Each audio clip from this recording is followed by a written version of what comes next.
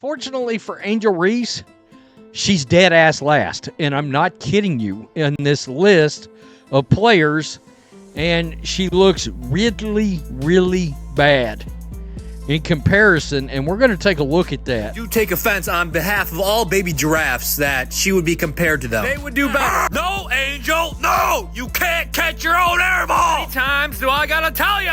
How many? Hey everyone, welcome back to Court Vision 360. Today I want to address a topic that's been creating a whirlwind of conversation around the WNBA, Angel Reese, and her current standing as one of the league's least efficient scorers. There's been endless hype around her, from her time in college all the way through her transition to the pros, but the numbers don't lie, and they're painting a very different picture than the one many of her fans might like to believe. If you've seen the discussions online, you know the debate is polarizing. Is she overrated? Is she just going through typical rookie growing pains? Or is there something deeper at play here? Let's dive right in. In terms of touches, in terms of decision making, but right there, Reese plucks it away.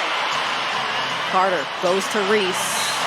Count the Oh, great block. Angel Reese, her first block of her WNBA career, and it's a beauty. Angel Reese at 6'3" should, on paper, be a force in the paint. She's long, athletic, and has shown flashes of brilliance on the boards. But she's also posting one of the worst shooting efficiencies of any WNBA volume score. My MVP, everybody, right here. She didn't win it, but she should have. And then we already have an Angel Reese stat pad. Finish 3 of 10 from the field. Don't be a shot chucker challenge. If we're talking about true shooting percentage, a metric that accounts for field goals, three-pointers, and free throws, Reese is sitting at just over 46%. That places her dead last among the top 30 scorers in the league, which is not where you want to be, especially when much of your game is supposedly built around dominating the interior. It's particularly alarming because inside scoring is supposed to be her bread and butter. Fans rightfully question how someone with her physical tools manages to miss so many layups. A telling statistic is that a huge chunk of her rebounds are coming off her own missed shots. Sure, you can say she's piling up double-doubles, and the rebound numbers might look solid in a box score, but if nearly half of those boards are from your own bricks, the efficiency problem becomes glaring. It reveals that the gaudy rebounding totals, at least in part, come from repeatedly failing to finish at the rim, then grabbing those misses, and that's not the kind of highlight reel you want.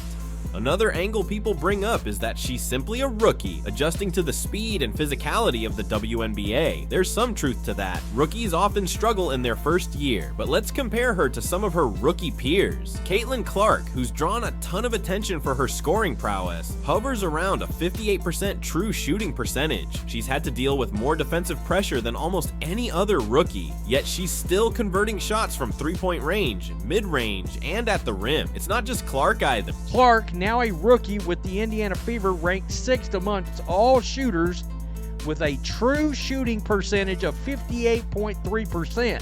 Rickea Jackson is posting efficiency numbers in the mid-50s, so while other first-year players are thriving, or at least holding their own, Angel Reese isn't just below average. She's near the bottom of the barrel. When we talk about near-the-rim efficiency, we typically assume a player of Reese's size and skill set can convert well over half of her close-range attempts. That's standard for most post players who make it to the professional level, but she's sitting around 44 to 45% within 5 feet, numbers more in line with a guard who's forced to drive through a swarm of defenders or shoot floaters over taller opponents. That's bad news for someone whose primary advantage is her height and length. We expect guards at 5'8" to worry about tall defenders altering their shots, but a 6'3" forward should be feasting near the basket, especially when she establishes position. If anything, she should be among the more formidable scorers in that zone. The conversation around her shot mechanics has been relentless. Some analysts describe her layup attempts as rushed, clumsy, and lacking basic fundamentals. If you look carefully at slow motion replays, there's an awkward crossing of the wrists and an inconsistent release point that throws off her aim. The result? Shots that ricochet awkwardly, even when she's right at the rim without heavy pressure. Critics have gone as far as describing it like watching a baby giraffe move around, uncoordinated and unsure. Maybe that sounds harsh, but the tape doesn't lie.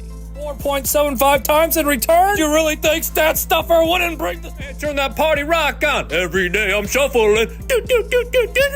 What really confuses people is her off-season approach to training. Instead of drilling layups and short-range fundamentals, she's been seen putting up three-pointers. Now, no one is saying you can't expand your range or try to add new skills, but when your biggest weakness is finishing close to the basket, you would think layup drills might be priority number 1, 2, and 3. Instead, there's footage of her taking shot after shot from beyond the arc, often bricking them. That's like polishing the outside of a car with a broken engine. It might look nice from a distance, but it's not going to get you very far in actual competition. This approach has caught the attention of WNBA legends. Lisa Leslie, for instance, was once pretty supportive of Reese, seeing the potential in her rebounding abilities and size. But on Reese's own podcast, Leslie bluntly pointed out that her layup mechanics need a total overhaul. If you have a Hall of Famer and multiple-time Olympic gold medalist telling you focus on how you shoot your layups, that's a big red flag. You don't often hear that from legends unless they're truly concerned about your fundamentals. In my season 2, what's some advice that you would give for me?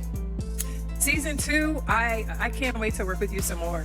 The biggest advice I have for you is going to be how you shoot your layups, period.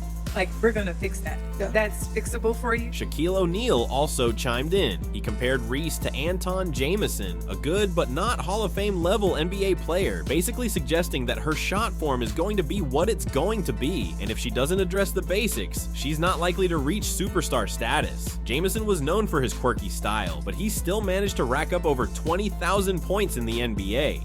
That comparison, however, landed like a gut punch, because Jameson, for all his talents, never hit the iconic level that a player like Shaq did. So it's a compliment in a sense. It means you can be productive even with a weird shot, but it's also a reminder that your ceiling might be lower than you think if you don't refine the fundamentals. Reese's fans argue that she brings intangibles, energy, presence on the boards, confidence. And it's true that she's no shrinking violet. She's vocal on social media, has a large following, and plays with an attitude. But at some point, raw numbers matter. The WNBA is loaded with talent, and if you're consistently shooting in the high 30s or low 40s from the field, your team is going to suffer every time you try to score and miss. Coaches usually don't allocate heavy minutes to a low efficiency, high usage player. If she doesn't adapt, we could be looking at a scenario where her role gets minimized in the rotation, especially once her rookie contract is up or if she switches teams. Meanwhile, Caitlin Clark continues to thrive. She's adapting her college game to the pro level with surprising smoothness. She's not just launching from 3, she's also hitting mid-range jumpers, free throws at a high clip, and finishing better at the rim even though she's only 6 foot flat. Clark faces double teams, box and ones, all kinds of defensive schemes, yet her shooting efficiency remains strong. When you factor in the level of defensive attention she attracts compared to Reese, it only highlights how jarring Reese's inefficiency truly is. 22 from Honolulu, give me that.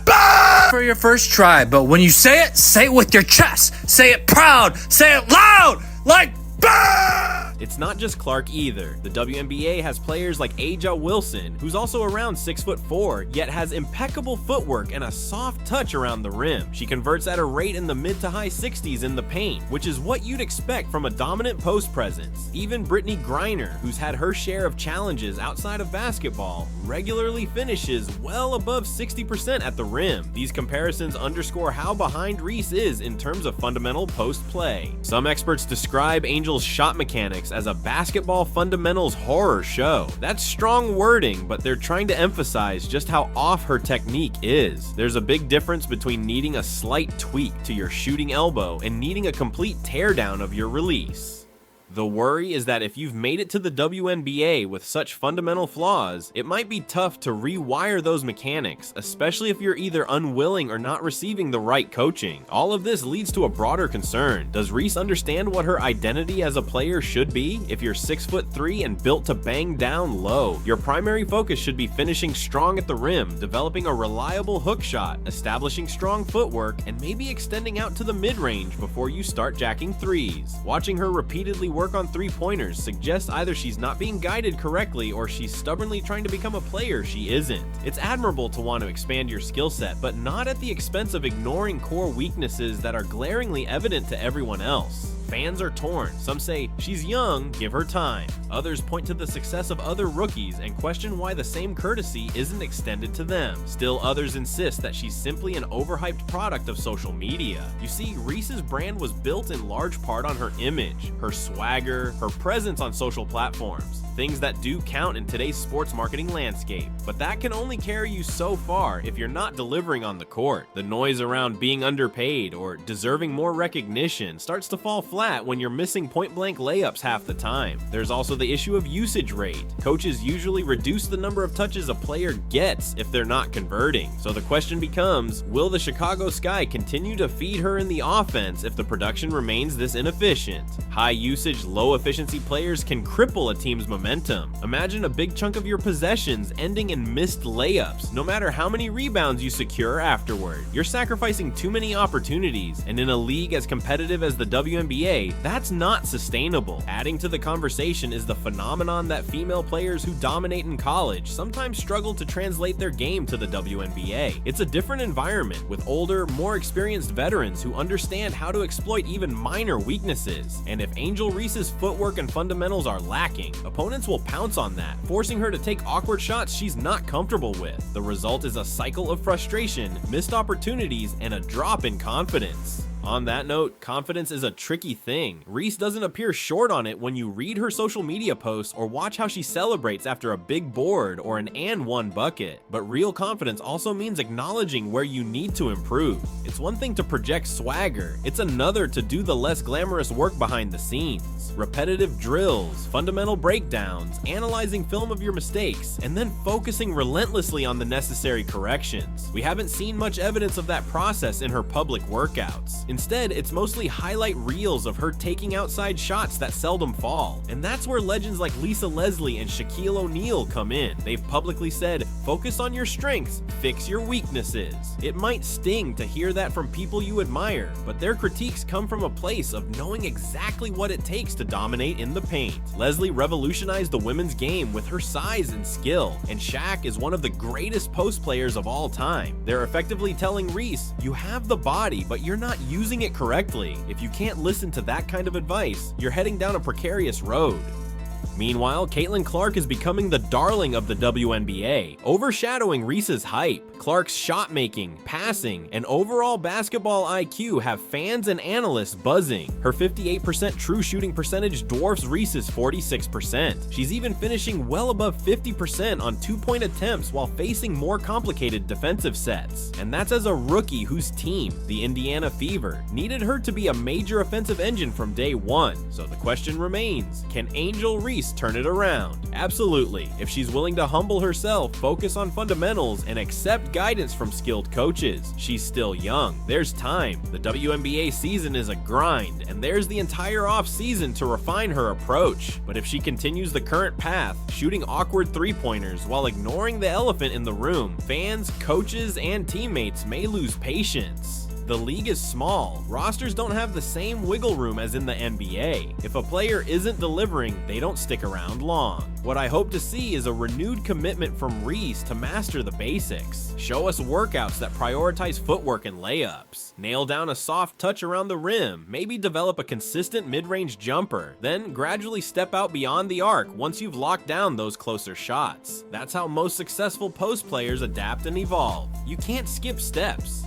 In the end, the narrative will keep evolving as we watch how she responds to the growing criticism. Will she address the layup and close range issue head on, or will she double down on wanting to be a perimeter player? Only time will tell. For now, the harsh truth remains. She's one of the least efficient scorers in the WNBA, and unless something changes, that label might stick for a while. Thanks for tuning in today. Let me know what you think. Does Angel Reese still have enough time to rework her fundamentals and prove the critics wrong? Or is this inefficiency something that signals bigger problems ahead? Drop your thoughts in the comments. Stay locked in for more discussions on the biggest stories in basketball, and I'll catch you next time here on Court Vision 360.